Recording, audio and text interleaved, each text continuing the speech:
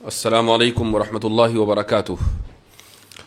तमाम देखने वालों का आज की इस पॉडकास्ट में इस्तकबाल है। आज का ये दिन बड़ा तारीख़ी दिन है। अभी चंद घंटे पहले हम कॉन्स्टिट्यूशन क्लब से यहाँ पहुँचे हैं और तकरीबन 10 लाख से ज़ायद लोग चंद घंटों में एक ऐसी डिबेट ऑलरेडी देख चुके हैं कि जिसमें इस तसव्वुर को वाज़ेह अंदाज से साबित किया गया है कि खुदा मौजूद है, हमेशा से मौजूद है और हमेशा मौजूद रहेगा। और आज की इस डिबेट से ये पता चल गया है कि एथिस्टिक वर्ल्ड व्यू दलाइल के मामले में कितना बैंकरप्ट होता है। मुफ्ती शमाइल अहमद अब्दुल्ला नदवी और इसी तरीके से मशहूर मुल्हिद और लिरिसिस्ट जावेद अख्तर के दरमियान ये जो डिबेट हुई है, इसका लोगों को शिद्दत से इंतज़ार था और बहुत बड़ी तादाद में लोग डिसअपॉइंट इस माना कर हुए हैं कि मैं खुद ये समझ रहा था कि शायद कुछ मजबूत दलाइल एथिस्ट्स की तरफ से आएंगे और मलाहिदा शायद कोई नई दलील पेश कर पाएंगे। हम इस मैदान में एक अरसे से काम कर रहे हैं और मैं हमेशा ये दावे के साथ कहता आ रहा हूँ कि इल्हाद बग़ैर किसी दलील के एक बेबुनियाद इमारत के ऊपर खड़ा हुआ है और अल्हम्दुलिल्लाह ये बात फिर साबित हुई। इसी तरीके से एक और बात जो मैं अक्सर व बेशतर कहता हूँ और शायद लोगों ने ये बात कहते हुए मुझे सुना होगा कि तकरीबन 70 to 80% केसेस में इल्हाद की वजह मेंटल ट्रॉमा होती है और शायद यही वजह जावेद अख्तर साहब के ताल्लुक़ से भी कही जा सकती है और उसकी एक वजह है। ये कोई उन्होंने ढकी छुपी बात नहीं कही है, इसलिए इसको रिवील करने में मैं कोई हरज महसूस नहीं करता हूँ। डिबेट से पहले जब हमारी जावेद साहब से मुलाकात हुई तो उन्होंने हमसे ये कहा कि भाई मुझे आप इस बात पे कायल कर दें कि 8 साल की उम्र से लेकर आगे तक जो मैंने मुख्तलिफ मुसीबतें झेली हैं तो क्या खुदा मुझे रिकम्पनसेट करेगा या नहीं करेगा। इससे अंदाज़ा होता है कि जो बचपन में मेंटल ट्रामा का वो शिकार हो गए थे तो यही वजह है कि वो उसको जस्टिफाई नहीं कर पाए और खुदा का इनकार कर बैठे। डिबेट कौन जीता कौन हारा ये एक अलग मौजू है, लेकिन मैं समझता हूँ कि तमाम के तमाम लोग इस बात के ऊपर मुत्तफिक होंगे कि ऐसे तमाम लोग हमारी दुआओं के मुस्तहिक हैं। मैं दुआ करता हूँ कि खुदा ताला जावेद साहब को हिदायत दे, वो इस दुनिया से ईमान का कलिमा पढ़ कर जाएँ और ख़ुद दूसरों के लिए भी वो हिदायत का सबब बने। जहाँ तक आज की डिबेट का ताल्लुक़ है तो मुफ्ती शमाइल अहमद अब्दुल्ला माशाअल्लाह आज के दिन के हीरो हैं। तो सबसे पहले तो मैं आपको मुबारकबाद देता हूँ कि अल्लाह ताला ने आपको ये तौफीक दी है कि आप ये वहदानियत का और खुदा के वजूद का मुकद्दमा दुनिया के सामने पेश करें। तो एक बार फिर मुबारकबाद और अब आप कुछ अपने कलिमात का इजाफा कीजिए। जज़ाकुमुल्लाहु खैरन। अल्लाह ताला आपको जज़ाए खैर अता फरमाए। मैं आपका भी शुक्रिया अदा करता हूँ और इसके अलावा हमारे जितने मुसलमान हैं भाई बहन जिन्होंने हमारे लिए दुआएं की हैं और बड़ा एहतमाम किया था इस डिबेट के पहले, तो बस अल्लाह के फ़ज़ल के बाद आप हज़रात की मेहनतों और तवज्जो और दुआओं का ही नतीजा है कि जो कुछ मैं कह सका। ये बात आपने बिल्कुल सही कही कि हमने एक्सपेक्ट नहीं किया था कि जनाब जावेद अख्तर साहब वही बातें करेंगे जो अक्सर करते आए, बल्कि हमने ये सोचा था कि शायद कोई एकेडमिक अंदाज में डिस्कशन होगी और मैंने तो ये इरादा किया हुआ था कि कई सारे आर्ग्यूमेंट्स मैं वहाँ पे पेश करूँगा, सिर्फ आर्ग्यूमेंट ऑफ कंटिंजेंसी नहीं, लेकिन उन्हें कंटिंजेंसी ही समझ में नहीं आ रही थी तो उसे समझाने में ही जो है 2 घंटे गुजर गए। तो अल्हम्दुलिल्लाह बहरहाल जो हुआ अल्लाह का फ़ज़ल रहा और अल्लाह का फ़ज़ल है कि हक़ बात सामने वाज़े आ गई और अल्लाह से दुआ गो हूँ कि अल्लाह उन्हें भी हिदायत दे। माशाअल्लाह इस डिबेट से कई सारी ऐसी चीज़ें हैं या नताइज हैं कि जिनको बड़ा खुश आइन कहा जा सकता है। मसलन एक बात तो यही कि बड़े मजबूत अंदाज से इल्हाद के ख़िलाफ़ ये मुकद्दमा कायम हुआ है। दूसरा जो इसका बड़ा पॉजिटिव नतीजा निकला है वो ये कि शायद अभी तक लोग ये समझते आ रहे थे कि ये जो टीवी डिबेट के ऊपर पेड मौलाना सो कॉल्ड मौलाना जाते हैं जिनका काम सिवाय चीखने चिल्लाने की कुछ नहीं होता और उनको टीआरपी, इसलिए चूँकि चैनलों को टीआरपी चाहिए तो कुछ 5,000 का थैला उनको पकड़ा दिया जाता है कि तुम चीखो बंदरों की तरह।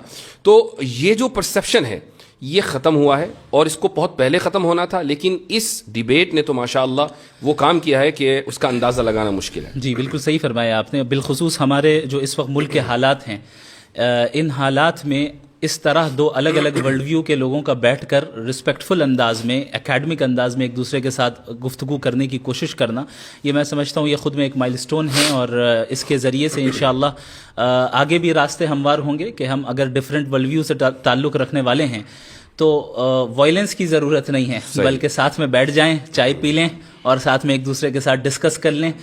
آپ کو سمجھ میں آئے تو قبول کریں, نہ سمجھ میں آئے تو نہ قبول کریں. یہ بہت اچھی ابتدا ہوئی ہے. ایک جرنلسٹ نے ڈیبیٹ کے بعد مجھ سے آ کر یہ پوچھا کہ یہ جو ڈیبیٹ ہوئی ہے اس کا آپ کیا فائدہ دیکھتے ہیں؟ تو میں نے اس سے یہ کہا کہ کم سے کم انڈیا میں یہ پیغام بڑی مضبوطی کے ساتھ گیا ہے کہ اکیڈمک ماحول میں ان سینسٹیو موضوعات کے اوپر گفتگو ہو سکتی ہے. تو اس نے بڑی شاکنگ بات کہی مجھ سے. اس نے کہا انڈیا کا کیا مطلب, ساری دنیا میں ایسا ہی ہے, ڈیبیٹ ان موضوعات پر ہوتی نہیں ہے. میں نے کہا نہیں, آپ غلط ہیں. یورپ میں, امریکہ میں, دنیا کے اکثر ممالک میں ان موضوعات کے اوپر ڈیبیٹس ہوتی ہیں, بڑے ہی اکیڈمک ماحول میں گفتگو ہوتی ہے, دونوں طرف سے دلائل آتے ہیں, اور الحمدللہ ہم حق کا جو مقدمہ ہے وہ بڑے واضح انداز سے پیش کرتے ہیں. ایک جرنلسٹ نے مجھ سے بھی کچھ اسی طرح کا سوال پوچھا تھا. اس نے کہا کہ باقی چیزوں کو چھوڑ کر ڈز گاڈ ایگزسٹ پر ہی کیوں بات ہوئی؟ تو ہم نے کہا کہ بھائی ہمارے نزدیک گاڈ کا ایگزسٹنس جو ہے وہ در حقیقت سب سے بڑا مسئلہ ہے, اور گاڈ پر ایمان لانا یہ سب سے بڑا مسئلہ ہے. چونکہ باقی ساری چیزیں سیکنڈری درجے کی چیز ہے. ہمارے لیے ہم اس دنیا میں آئے ہیں, ہماری زندگی کا پرپس جو ہے وہ اللہ کو راضی کرنا ہے, اللہ کی اطاعت کرنا ہے. تو یہ سوال دراصل اس بنیاد پر مبنی ہے کہ آپ اس چیز کو ایک سیکنڈری اور پرائیویٹ چیز سمجھ رہے ہیں, اور سمجھ رہے ہیں کہ اس کی کوئی خاص اہمیت نہیں ہے, آپ کو صرف مادی اور مٹیریلسٹک جو ہے ترقی کرنی ہے. یہی ورلڈ ویو دراصل جو ہے مغربی دنیا نے دیا ہے کہ کس طریقے سے لوگوں کو مٹیریلزم میں مبتلا کر دیا جائے. اور الحمدللہ اللہ نے چاہا تو یہ ایک بہت بڑا سبب بنے گا کہ لوگوں کو حق ان تک پہنچے اور سمجھیں کہ ہم اس دنیا میں کیوں آئے ہیں اور ہماری زندگی کا اصل مقصد کیا ہے. ضرور, ماشاء اللہ. اچھا, ڈیبیٹ میں کچھ ٹاپکس ڈسکس ہوئے, اور ویسے تو آپ نے ماشاء اللہ وافی شافی جواب دیا وہاں پر, اور میں سمجھتا ہوں کہ جو شخص بھی اس 2 گھنٹے کی ڈیبیٹ کو دیکھے گا تو جن موضوعات کا احاطہ کیا گیا ہے ان موضوعات کے اوپر اس کو اچھی معلومات فراہم ہوگی. لیکن چند باتیں ہیں جن کو ٹائم کی لمیٹیشن کی وجہ سے, اور جو اس وقت جو وائب رہتی ہے اس میں آپ کو 5 باتیں کہنی ہیں, ٹائم کم ہے, اس میں سے 2 باتیں آپ نے کہہ دی اور 3 باتیں رہ گئی, تو اس لیے پوسٹ ڈیبیٹ انالیسس کا یہ فائدہ ہوتا ہے کہ جو بات رہ جائے اس کو بعد میں ذکر کر دیا جائے. جاوید صاحب نے ایک بات کہی, اور وہ یہ کہ مذاہب کی تاریخ چند ہزار سال سے زیادہ نہیں ہے, یعنی وہ 7-8 ہزار سال, اور انسان اس سے پہلے کا ہے. اور یہ جو مذاہب شروع کیے ہیں یہ تعلیم یافتہ لوگوں نے کیے ہیں, لیکن ساتھ میں انہوں نے جو اس کا ایک چیز ایڈ کی ہے وہ یہ کہ مذہب ایک عرصے تک رہا اور اس کے بعد وہ ختم ہو گیا, پھر دوسرا مذہب آیا, پھر تیسرا مذہب آیا. اس سے یہ پتہ چلتا ہے کہ خدا فانی ہے. جی اصل میں ان کی پوری توجہ ٹاپک سے ہٹ کے ریلیجن, چونکہ اکثر وہ ریلیجنس پر ہی بات کرتے آئیں, اور مجھے لگتا ہے کہ گاڈ کے ایگزسٹنس پر شاید ان کی پہلی ڈیبیٹ ہے, مجھے نہیں نظر آئی. تو وہ گاڈ کے ایگزسٹنس سے ڈائریکٹ خدا تک یعنی اصلی بندے سے پہلی ڈیبیٹ ہے. جی, اصلی بندے سے پہلی ڈیبیٹ ہے. جی جی, یہ بہت اہم پوائنٹ ہے. اس کی وجہ یہ ہے کہ یہ جشن ریختہ تو تھا نہیں کہ اس میں مثلا کوئی صحافی خاتون یا کوئی مرد بیٹھ گیا اور اس نے کبھی غالب کا شعر پڑھ دیا اور انہوں نے 5 اشعار کا اضافہ کر دیا, اور پھر مستر کے کچھ اشعار حالت اس طرح شاید وہ یہی سوچ کر آئے تھے, وہ یہ سوچ کر آئے تھے کہ بھئی میں کچھ بھی پھینک دوں گا یا کچھ بھی کہہ دوں گا. تو اس طرح نہیں ہوا کرتا, اور یہ ایک good lesson has been learned. جتنا صرف ان کے ذریعے بلکہ جتنے بھی لوگ تھے کہ جو الہاد کی طرف سے پیش ہوئے تھے آڈینس میں, ان کو بھی یہ پتہ چل گیا کہ اہل مذہب کے پاس جو مقدمہ ہے وہ بہت اسٹرانگ ہے. اور یہ صرف انہی کا نہیں بلکہ پورے ایتھیسٹک ورلڈ ویو کا یہ ایک طریقہ رہتا ہے کہ وہ یہ پریٹینڈ کرتے ہیں کہ ایتھیزم ڈیفالٹ پوزیشن ہے. جی ہاں, جبکہ ایسا نہیں ہے. اگر ہم تاریخ میں دیکھیں تو جو بہت سب سے پہلا جو ملتا ہے ایتھیسٹ یا ایتھیسٹک فلسفی جو ملتی ہے, اگر ہم ہندوستان سے ہی لیں تو تقریباً وہ میرے خیال سے 500 سے 600 بیفور کامن ایرا ہے, اور اس سے پہلے بھی مذاہب کے ہمارے پاس یعنی ٹیسٹیمنیز موجود ہیں, آثار ظاہر ہوئے ہیں, اور پتہ چلا ہے کہ ان سیولائزیشنز کے ہاں اس سے پہلے سے خدا کا تصور موجود تھا. بلکہ ہر مذہب میں اگر خدا کا تصور ہے, صحیح یا غلط اس سے قطع نظر, تو اس کا مطلب تو یہ ہوا کہ جب سے مذاہب ہیں تب سے انسانیت اس بات کے اوپر متفق ہے کہ خدا ہے. خدا کی تشریح میں تو اختلاف ہوا ہے, تو یہ تو یونیورسل ٹروتھ ہوا. صحیح. اور جہاں تک ان کا یہ کہنا ہے کہ مذاہب آئے اور چلے گئے, خدا فانی ہو گیا, تو وہ مذہب غلط تھا اس لیے فنا ہو گیا. اس کا خدا کہاں فانی ہوا, خدا تو باقی ہے, صحیح مذہب آج بھی باقی ہے. ہر مذہب فیت مانگتا ہے. یہ تو ایسے سردرد والی چیز ہے, پتہ نہیں یہ اس کھول میں مبتلا ہیں اس سے کیوں نہیں باہر آ رہے ہیں. اصل میں ریچرڈ ڈاکنز نے یہ ذکر کیا ہے کہ فیتھ اور بلیف میں فرق ہے. فیتھ وہ ہے جو ارریشنل ہو اور اس کے پیچھے ایویڈنس نہ ہو, اور بلیف یہ ہے جو ایویڈنس بیسڈ ہو, ریشنل ہو, اور خود آپ ایکسپیرینس کر سکتے ہو. تو وہ ان کا اپنا ہے بھی نہیں, انہوں نے وہاں سے لیا اور اس پہ ان کو پورا فیتھ ہے. جی ہاں, اس پہ وہ غور نہیں کر رہے ہیں کہ صحیح ہے کہ نہیں ہے. جی ہاں. تو وہ ہمیشہ سے ہر ڈیبیٹ میں یہی کہتے ہیں, اسی لیے میں نے ان کو واضح کیا کہ بھائی فیتھ صحیح بھی ہو سکتا ہے, غلط بھی ہو سکتا ہے. آپ جو ڈیفینیشن فیتھ کی بیان کر رہے ہیں وہ بلائنڈ فیتھ ہے, اس کو تو ہم بھی نہیں مانتے ہیں. دو باتیں انہوں نے اور کہی ہیں. جی. ایک بات انہوں نے یہ کہی کہ انسان کی پیدائش رینڈم ہے, اور دوسری بات انہوں نے یہ کہی کہ انصاف انسانی تصور ہے. اس کو کیسے, مجھے یقین ہے کہ آپ نے اس وقت بھی جواب دیا تھا, لیکن پھر بھی اس کو تھوڑا سا الیبریٹ کریں. انسان کی پیدائش رینڈم ہے, یہ تو ظاہر ہے کہ ان کے ورلڈ ویو کے اعتبار سے, ہمارے ورلڈ ویو کے اعتبار سے بالکل واضح ہے کہ ہم اس دنیا میں ایک مقصد کے تحت بھیجے گئے ہیں. اب ان حضرات کی طرف سے سوال یہ ہوتا ہے کہ بھائی اگر ہم بھیجے گئے اس دنیا میں تو خدا نے ہم سے پوچھا کیوں نہیں, اسی لیے وہ اپنے آپ کو کہتے ہیں کہ ہم رینڈملی آ گئے. تو یہ سمجھنا چاہیے بھائی خدا کا اور انسان کا درجہ کیا ہے. وہ خدا ہے, آپ کا امپلائی تھوڑی ہے جو آپ سے پوچھے گا. تو ہم اس دنیا میں آئے, یہ آپ کو لگ رہا ہے کہ رینڈم ہے, جبکہ ایسا نہیں ہے, ایک مقصد کے تحت آئے. دوسری بات یہ کہ جو رینڈمنس ہے نا, تو اس کا جو پوائنٹ آف ریفرنس ہے وہ ہم ہیں, خدا نہیں ہے. صحیح. یعنی ہمارے لیے ایک انسان کی پیدائش رینڈم ہے, کسی کو پہلے سے پتہ نہیں ہوتا کہ 10 سال کے بعد کون اس دنیا میں آئے گا. ہمیں ایسا لگتا ہے کہ رینڈملی کوئی انسان آ گیا, لیکن خدا کے لیک آف انفارمیشن. ایگزیکٹلی. تو یہ تو آرگیومنٹ فرام اگنورینس ہے. آرگیومنٹ فرام اگنورینس ہے. اور یہ چیز میں نے اپنے اوپننگ اسٹیٹمنٹ میں بتائی تھی کہ یہ جو یا تو آرگیومنٹ فرام اگنورینس ہی ہوگا ان کے جواب کی بنیاد, یا پھر یہ کہ وہ ڈاگمیٹک آنسر دیں گے. انصاف انسانی تصور ہے, یہ تو سمجھ میں آ گیا, وہ آگے پیچھے کرتے رہے. انصاف انسانی تصور ہے, اور انہوں نے کہا کہ نیچر میں انصاف نہیں پایا جاتا ہے. تو میں نے کہا کہ اگر نیچر میں انصاف نہیں پایا جاتا ہے تو اس کا مطلب انصاف کا نہ ہونا نیچرل ہے. تو آپ کیوں اسٹرائیو کر رہے ہیں انسان کو لانے کے لیے, انصاف کو لانے کے لیے؟ اور انصاف اگر لوگوں کا بنایا ہوا ہے تو پھر مسئلہ وہی آبجیکٹو اور سبجیکٹو والا آتا ہے کہ آپ کیسے ڈیسائیڈ کریں گے کہ انصاف اچھی چیز ہے یا بری چیز ہے. آپ کے نزدیک انصاف اس لیے اچھی چیز ہے چونکہ سوشل کنسنسس ہے. تو سوشل کنسنسس تو ایسی چیز ہے جو ہر زمانے میں یعنی ہر 50 سال 100 سال میں چینج ہو جائے, اس کی تو کوئی گارنٹی نہیں ہے. جبکہ انصاف ایک ایسی چیز ہے جو کہ آبجیکٹیولی مورلی ٹرو ہے, اور جو چیز آبجیکٹیولی مورلی ٹرو ہو, ظاہر ہے کہ اس کے لیے کوئی ایسا فاؤنڈیشن اور اسٹرانگ فاؤنڈیشن چاہیے جو سوشل کنسنسس سے یا پرسنل پریفرنس سے چینج نہ ہو, بلکہ اکراس اسپیس اینڈ ٹائم یکساں رہیں, سیم رہیں. انصاف نیچر میں موجود نہیں ہے اور انسانی تصور ہے, یہ دراصل خدا کے وجود کی دلیل ہے. وہ اس طریقے سے کہ اگر انصاف across the natural world exist کرتا, جانوروں میں ہوتا, شیر پرندوں میں ہوتا اور پتھروں میں ہوتا, تو آپ یہ کہہ سکتے تھے کہ بھئی دنیا, انسان اس دنیا کا حصہ ہے تو اس میں بھی ہے, لیکن کہیں نہیں ہے, انسان میں ہے, اور انسان ہی مکلف ہے. تو اس سے یہ ثابت ہوا نا کہ یہ بائی ڈیزائن ہے, بائی ایوولوشن نہیں ہے. صحیح. تو یہ ایک بہت مضبوط دلیل ہے جو وہ ہمیں ہمارے ہاتھ میں پکڑا رہے ہیں کہ یہ دلیل آپ میرے خلاف دے دیں. اچھا, ایک اور جو مسکنسیپشن ہے ایتھیسٹ کا, میرے خیال سے اس کو کلیئر کرنا بہت ضروری ہے, اور وہ یہ ہے, اور مجھے اس کا اندازہ ہے کہ اس وقت اس کو کلیئر نہیں کیا جا سکتا تھا چونکہ ہماری جو ڈیبیٹ ہے وہ ایگزسٹنس آف گاڈ پر ہے یا تھی, وہ مذہب کے اوپر نہیں تھی. اور یہ جو مسکنسیپشن ہے وہ یہ ہے کہ اہل مذاہب کے یہاں سوال کو ڈسکریج کیا جاتا ہے, کہا جاتا ہے کہ سوال مت کرو, اور جو لوگ سوال کرتے ہیں وہ ترقی کر کے کہاں تک پہنچ گئے, اور جن لوگوں نے سوال کو ڈسکریج کیا وہ آج کہاں پڑے ہوئے ہیں. تو یہ جو مسکنسیپشن ہے اس کو ذرا کلیئر کیجیے. میں نے وہاں پر یہ بات کہی تھی کہ مذاہب اور ظاہر ہے بالخصوص اسلام سوال کرنے سے ڈسکریج نہیں کرتا ہے, ہاں بیجا سوال کرنے سے ڈسکریج کرتا ہے. تو صحیح سوال اور غلط سوال, کہاں سوال کرنا چاہیے کہاں نہیں کرنا چاہیے, یہ دراصل فرق ملحوظ رکھنا چاہیے. اب ایک انسان اللہ سے بیجا سوالات کریں جیسے کہ وہ کرتے آئے ہیں, ولیعذ باللہ ان کے الفاظ ہیں کہ اگر وہ ہے تو پھر اس کی کیا مجال ہوگی, میں پوچھوں گا اور یہ کروں گا, تو ظاہر ہے یہ بیجا چیزیں ہیں. تو یہاں پر آپ کو سوال کرنے کی اجازت نہیں ہوگی, چونکہ جب آپ نے گاڈ کے ایگزسٹنس کو تسلیم کر لیا تو آپ نے اس کی اتھارٹی کو مان لیا ہے.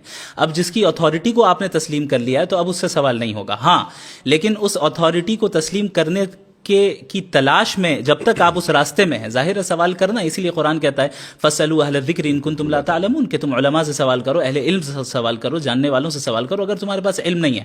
تو یہ بھی دراصل ایک ڈاگمیٹک آرگیومنٹ ہے جو ایتھیسٹک دنیا کی طرف سے اٹھایا جاتا ہے کہ مذہب تو سپریس کرتے ہیں. اچھا, ایسا ہو سکتا ہے کہ ماضی میں بہت سے مذاہب ایسے گزرے ہوں اور ابھی بھی ایسے مذاہب ہوں جو ان چیزوں کو ڈسکریج کرتے ہوں, لیکن اگر ظاہر ہے اگر وہ کرتے ہیں تو تو ہم تو اسے سپورٹ نہیں کرتے.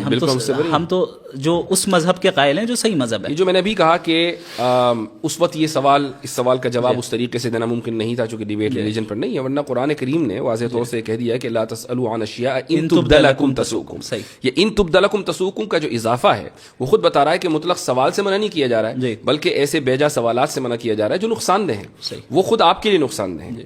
تو یہ جو ان لوگوں کی طرف سے ایک مسکنسیپشن پھیلایا جاتا ہے اس کو ٹھیک کرنا بہت ضروری تھا. اسی طریقے سے اگر آپ ہماری ہسٹری کو دیکھیں, خدا کی ذات اور خدا کی صفات کے تعلق سے میں سمجھتا ہوں کہ جتنا ڈسکشن ماضی میں ہو چکا ہے بالکل ابتدائی دور میں معتزلہ کے دور میں اور اس کے بعد, تو وہ پورا کا پورا رچ ٹریڈیشن اور کلچر یا کہنے کہ پورا لٹریچر وہ آج بھی ہمارے پاس موجود ہے.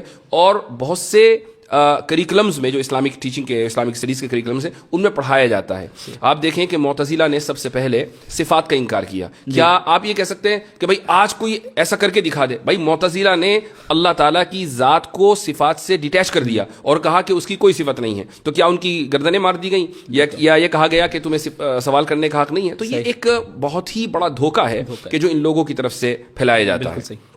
جی ہاں, ایک بڑا بچکانا سوال آیا اور میں تو بہت زیادہ حیرت زدہ رہ گیا, اور یہ حیرت کی وجہ یہ رہی کہ جب میں نے اس موضوع کے اوپر کام کرنا شروع کیا آن لائن اور سوشل میڈیا کے اوپر میں آیا, تو بالکل ابتدائی دنوں میں غالباً یہ بات ہے 2016 یا 17 کی, تو اس وقت جو بہت لو آئی کیو قسم کے اسلاموفوبز ہوا کرتے تھے وہ آ کے یہ سوال کیا کرتے تھے کہ قرآن میں ڈائناسور کا تذکرہ کیوں نہیں ہے. بڑے تعجب کی بات ہے. میں حیرت زدہ رہ گیا کہ جاوید صاحب ابھی تک ایوالو کیوں نہیں کر پائے اکیڈمیکلی. اصل میں اب تک وہ رسل کو ہی پڑھ رہے ہیں. وہ اب تک رسل تو کو ہی پڑھ رہے ہیں. جی ہاں, تو آپ کا جو جواب تھا وہ بڑا زبردست تھا ماشاء اللہ, کہ قرآن ہدایت کے لیے ہے, وہ جیوگرافی یا زوالوجی یا اس طرح کے مضامین کو کور کرنے کے لیے نہیں ہے. کچھ چیزوں کا اس میں مظاہر فطرت کے تحت تذکر آ گیا, وہ بات الگ ہے. اچھا, اب آ جاتے ہیں ہم اس عظیم الشان لفظ کی طرف کہ جس کو ہمارے جاوید صاحب آخر تک سمجھ نہیں پائے. کنٹینجنسی. جی ہاں, کنٹینجنسی. کہیں میں نے وارن کر رہا ہوں کہ کہیں لوگ جاوید صاحب کی چڑ نہ رکھ دیں کنٹینجنسی, ان کے ہاں نیچے جا کے ٹویٹر کے اوپر یہ لفظ ٹائپ نہ کرنے لگیں. یعنی میں انکریج نہیں کر رہا ہوں, please don't take me wrong, لیکن ایسا ہو سکتا ہے. اس کی وجہ یہ ہے کہ یعنی ایک بہت ہی معمولی آرگیومنٹ, معمولی ان دا سینس کہ تمام داعین جو اس میدان میں کام کر رہے ہیں, جتنے بھی دعات ہیں یا جو ڈیبیٹس کرتے ہیں, جن کو ان موضوعات سے دلچسپی ہے, چاہے وہ اس طرف کے ہوں یا اس طرف کے, یعنی وہ مسلمان ہوں یا غیر مسلم ہوں, وہ آرگیومنٹ آف کنٹینجنسی سے واقف ہیں. جی, آپ ایک نہ بڑا چہرہ ہیں الہاد کا اس ملک میں, اور آپ ڈیبیٹ کرنے کے لیے آئے ہیں اور نیشنل پلیٹ فارم کے اوپر ڈیبیٹ کرنے کے لیے آئے ہیں. راجدھانی سے وہ میں ڈیبیٹ ہو رہی ہے اور آپ یہ نہیں سمجھ پا رہے ہیں کہ آرگیومنٹ آف کنٹینجنسی ہوتا کیا ہے. اور جبکہ ایکسپلین کیا گیا کئی مرتبہ اردو میں بھی اور ہر طریقے سے, آپ نے بھی کھڑے ہو کر سوال کیا ان سے اور انفینٹ ریگریس کو سمجھانے کی کوشش کی, لیکن اس کے بعد بھی نہیں سمجھ سکے. بڑا تعجب ہے. میں سمجھتا ہوں کہ اب جس عمر میں وہ پہنچ گئے ہیں, جیسے اب ظاہر ہے ایتھیسٹک ورلڈ ویو الگ ہے, ہمارے ورلڈ ویو میں جب اس عمر کے میں کوئی پہنچ جائے اور دیندار ہوں تو ہم پھر ان کو کہتے ہیں کہ گوشہ نشینی اختیار کرتے ہیں وہ حضرات اور دعا کرتے ہیں, ہم ان سے دعا کی درخواست کرتے ہیں. اب انہیں اپنے ورلڈ ویو میں گوشہ نشین بن جانا چاہیے. اب جو ہے وہ ان چیزوں میں نہیں پڑنا چاہیے, بلکہ توجہ دیں اور کوشش کریں کہ بھئی کیا بات ہے, حقیقت کو تلاش کرنے کی کوشش کریں, اپنے حد تک رکھیں. کیونکہ ایک ڈیبیٹ کے اندر الیکٹران اور نیوٹران کی تسبیح پڑھیں. ایک ڈیبیٹ کے اندر 2 گھنٹوں کے اندر کتنی جگہ وہ اپنے آپ کو کانٹراڈکٹ کر رہے ہیں. اگر ہم اس کو ریکیپ کریں اور دیکھیں, جب ہم مورالٹی کی بات کرنے آئے تو وہ کہہ رہے ہیں کہ سوسائٹی سے مورالٹی طے ہوگی, تو ہم نے کہا آپ نازی جرمنی کو سپورٹ کرتے ہیں. نہیں, پلانٹ ارتھ, تو پلانٹ ارتھ میں جو ہے اکثریت جو ہے مذہب خدا کو مانتی ہے, آپ نہیں مانتے, پھر لاسٹ میں کہہ رہے ہیں کہ میں میجورٹی والی بات واپس لیتا ہوں. وہ بہت اہم پوائنٹ ہے, بہت اہم پوائنٹ ہے. اچھا, یہ جو آرگومنٹ آف کنٹینجنسی ہے یقیناً لوگوں نے اس کو سمجھ لیا, لیکن پھر بھی ہمارے ناظرین کے لیے اس کو مختصر انداز میں سمجھائیے. دیکھیں, اس کائنات کی ہر چیز کنٹینجنٹ ہے. اس کا مطلب یہ ہوتا ہے کہ یہ ایگزسٹ کر بھی سکتی تھی اور نہیں بھی کر سکتی تھی, یعنی اس کا ایگزسٹ کرنا کوئی نیسیسری چیز نہیں تھی. اور اگر ایگزسٹ کرتی تو ڈفرینٹ لاز کے ذریعے بھی کر سکتی تھی. یعنی ابھی جو لاز آف نیچر چل رہے ہیں, ہو سکتا ہے کوئی اور لا آف نیچر ہو. علم کلام کے طلباء کے لیے اضافہ کر دوں, اسی کو ممکن الوجود کہا جاتا ہے. ممکن الوجود عدم ہو سواء. جی, تو جو ممکن الوجود ہوگا, جو کنٹینجنٹ ہوگا, وہ ظاہر ہے کسی اور کے اوپر ڈیپینڈڈ ہوگا اپنے ایگزسٹنس میں. تو اب وہ کس کے اوپر ڈیپینڈڈ ہے, ہم یہ دیکھیں گے کہ بھائی کیا وہ چیز بھی کنٹینجنٹ ہے، ممکن اچھا، الوجود اور ہے. یہاں پر بھی اس کا اضافہ ضروری ہے. لوگ کہیں بھائی کیوں ہوگا؟ اس کی وجہ یہ ہے کہ جب ایک چیز کا وجود اور عدم دونوں برابر ہیں، یہ ترازو کے دو پلڑے ہیں، تو کسی ایک پلڑے کو بھاری ہونے کے لیے اس میں وزن ڈالنا ضروری ہے. یہ وزن ہے ارادے کا. تو کسی نہ کسی نے تو ارادہ کیا ہوگا نا، کہ جس نے عدم پر وجود کو ترجیح دی ہوگی، اس لیے کنٹینجنسی ہے. جی آگے بولیے. تو یہاں سے عقلی طور پہ لاجیکلی ہم اس نیسیسری بینگ تک پہنچتے ہیں جو واجب الوجود ہے، یعنی جس کا ایگزسٹ نہ کرنا ناممکن ہے، چونکہ اگر وہ ایگزسٹ نہ کرے تو ظاہر ہے یہ ساری چیزیں وجود میں نہیں آ سکتی.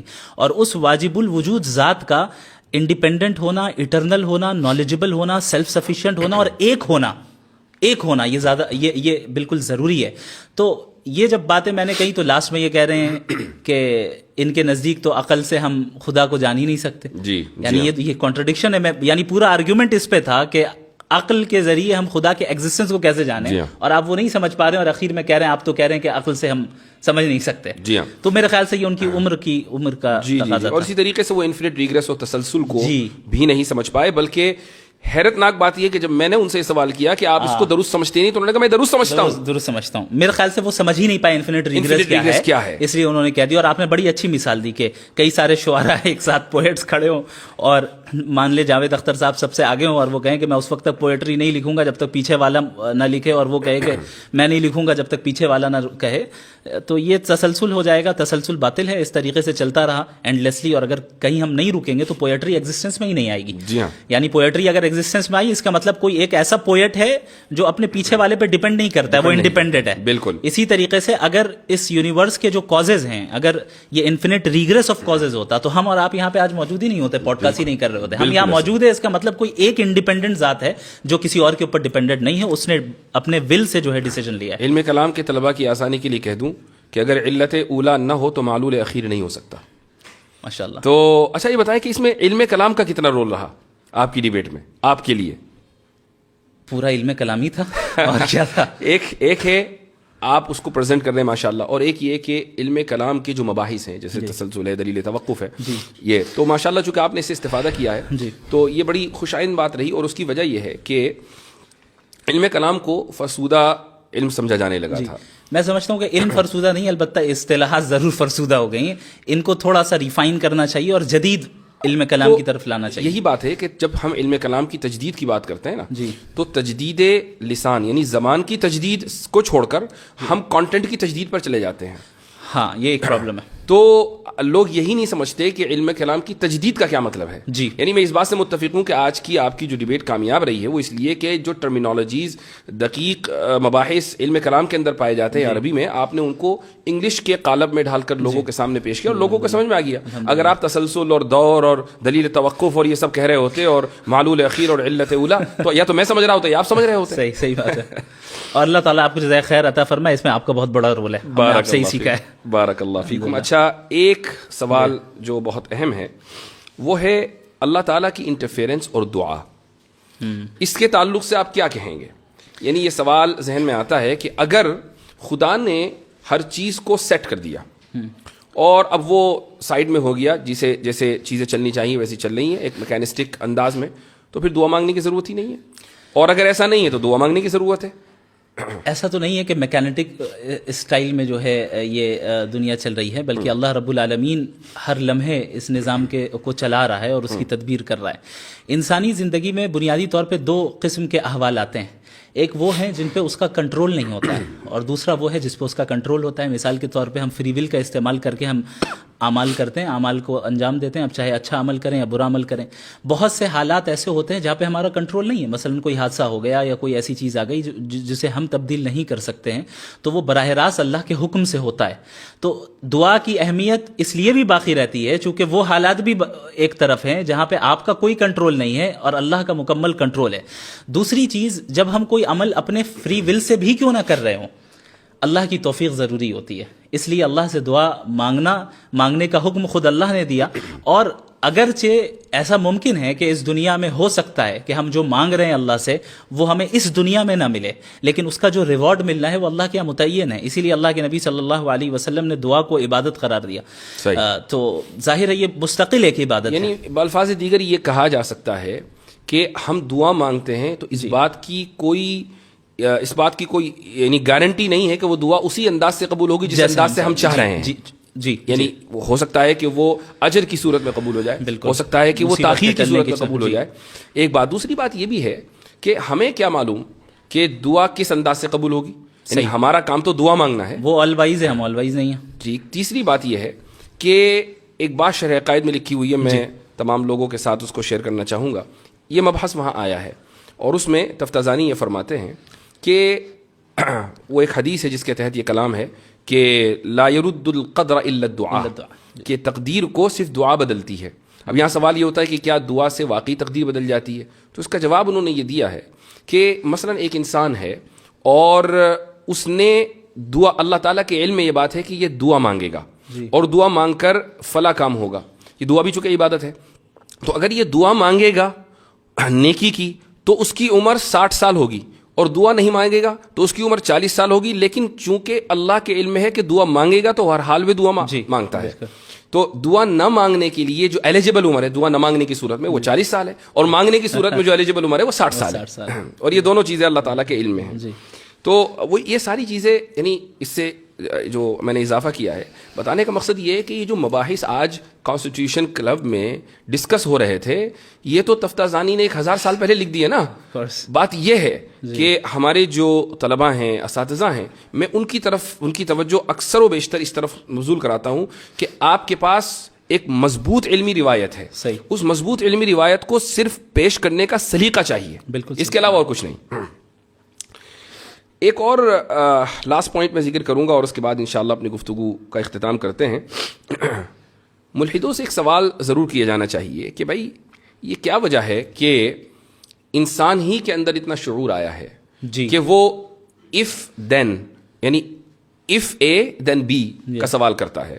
یہ سوال گھوڑا, گدھا, بکرا یہ سب کیوں نہیں کرتے؟ جبکہ ڈاروینین ایوولوشن کے قائل ہیں, ڈاروینین ایوولوشن کے قائل ہیں, سب کا ایوولوشن ہوا ہے. تو کہیں گے نہیں, اصل میں وہ انسان کے اندر جو نیورونز ہیں, نیورو سیلز ہیں, وہ زیادہ ہیں.